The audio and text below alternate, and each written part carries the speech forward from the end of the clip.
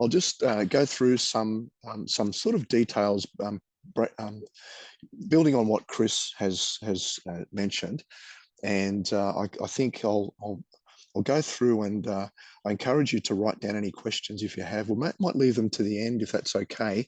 And I promise to answer them either now, or if you want to send them on, Mrs. Foster, you can send them to Mrs. Foster and she can talk to us afterwards. But yeah, thank you for the opportunity today. I want to just talk about a couple of things.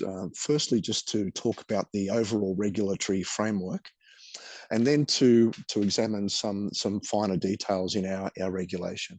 And that's just the contents of what or the outline of what we're talking about today. And we'll come back to that later on.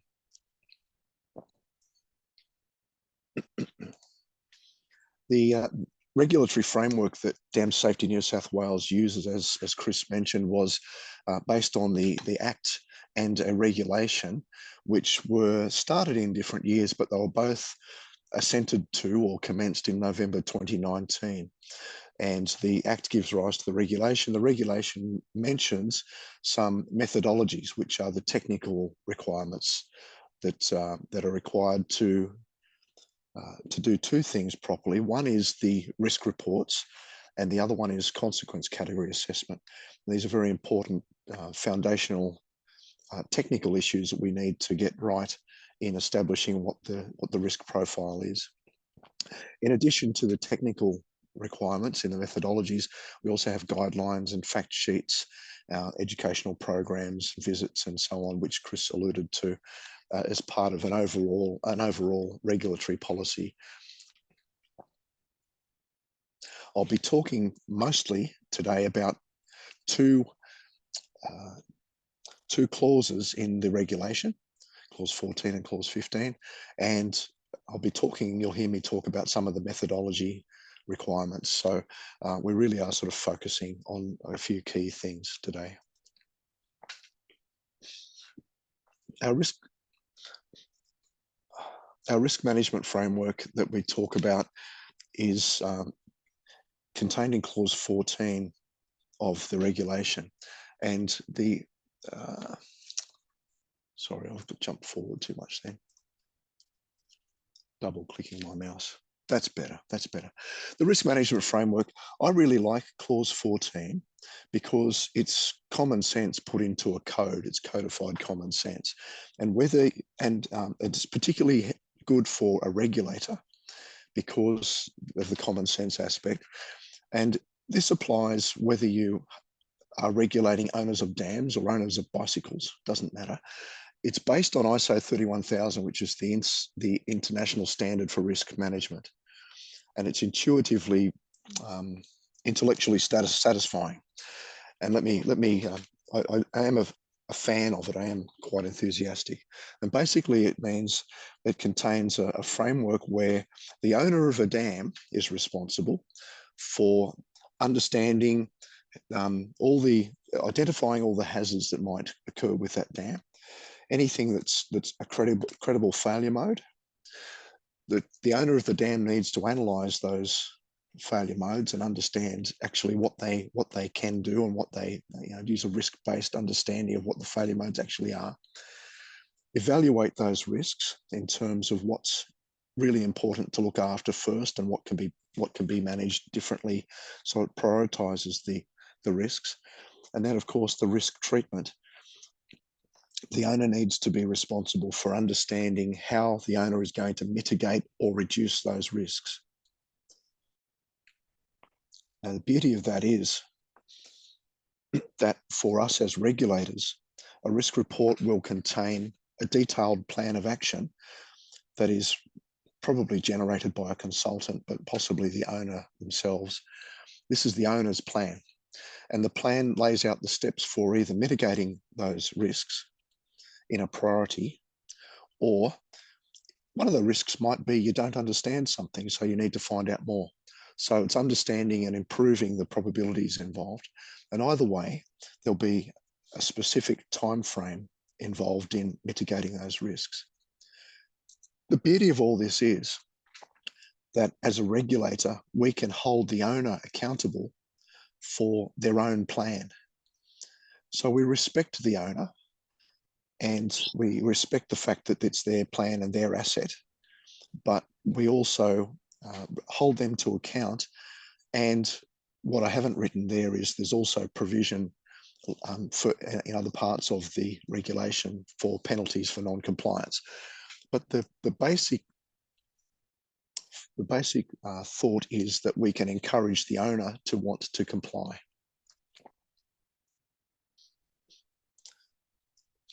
If we look at clause 15, which is the assessment of societal and individual risk, we require dam owners to do a detailed risk assessment of their dam or basin or whatever every 5 years.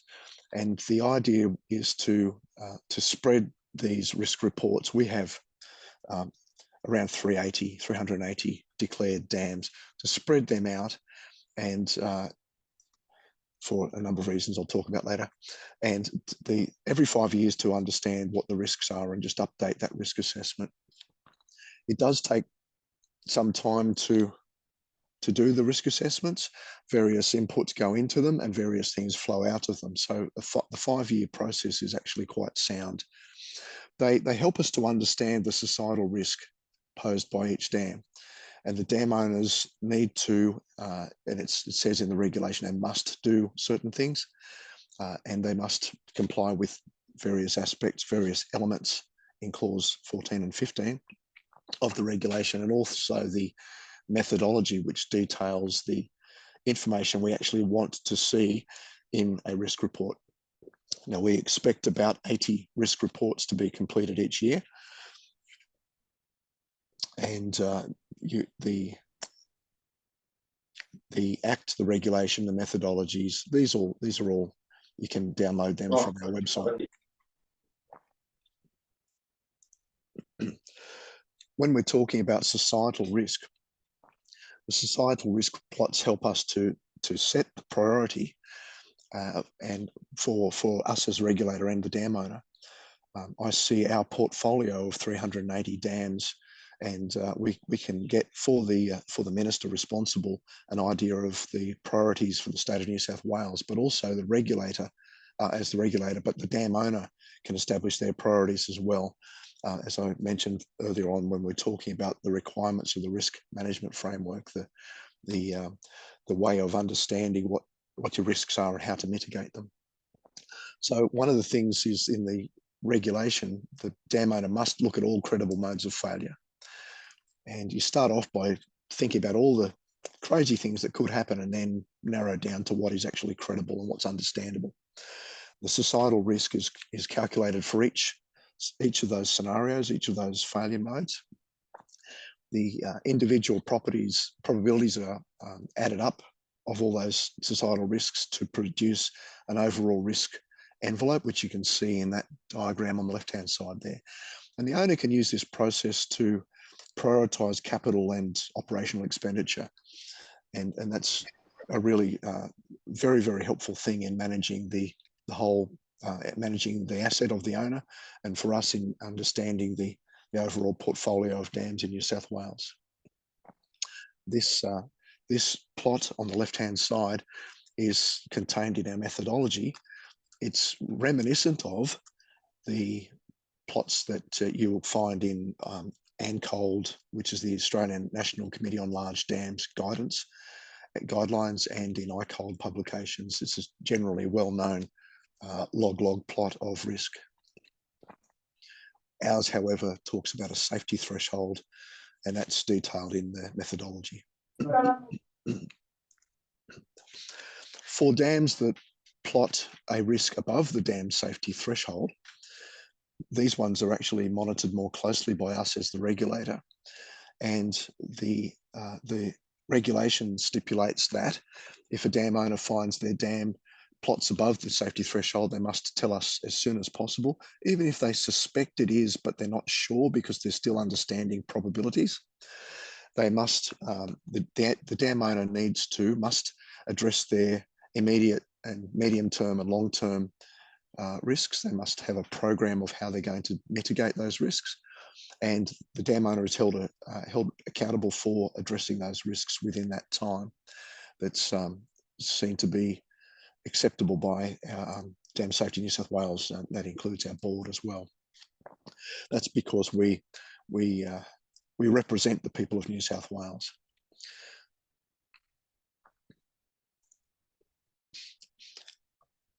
We very quickly realised that with around about, say, 400 dams that needed risk reports done over a 5-year period, human nature is that everyone will leave it to the last minute. And we also did consult with the consulting industry, the various people to gauge their capacity and their thoughts on these things, because we just want to make sure that industry and dam owners can work together to achieve what we want, is safe dams for New South Wales. So we established, over a 5-year period, we allocated people on a schedule of when their risk report was required. And this was risk-based, based on the consequence category of the dam, or if there were known problems with certain dams, they were treated as a higher priority that needed to be done sooner rather than later in that 5-year space. We prioritised and we issued the schedule, and we've been reminding people when their report is due. And the first tranche, the first batch of risk reports for extreme and high consequence category dams, was due at the end of December 2022. So we had received some reports before that to say where owners knew they were above the line and they submitted their reports. But we thought, what happens if, well, I guess, what don't we know? So we thought we would request a sample of reports from owners to just make sure that people were doing them and then we're on the right track, and we weren't going to be surprised by anything. So in January 2023, we requested all the extreme consequence category dams that were supposed to have been done in December 22. We said, you've done this report, please send it to us. We were very concerned with the response. So in April 2023, we requested all the December 22 tranche reports to be submitted to us. And we received the following sorts of responses from owners. And this is something which, at the start of such a reporting cycle, this was quite an eye-opener. We received feedback from owners, because our relationship is with the owners, not the consultants so much, that they weren't aware of the requirements, that they had difficulty finding a suitable consultant to do the work. Many of them were quite honest that they had left it very late to engage a professional service. They also found out very quickly that the work was more complex than they had originally thought. And some owners asked for help. They needed guidance to where to start. They were very lost. That's more the small owners.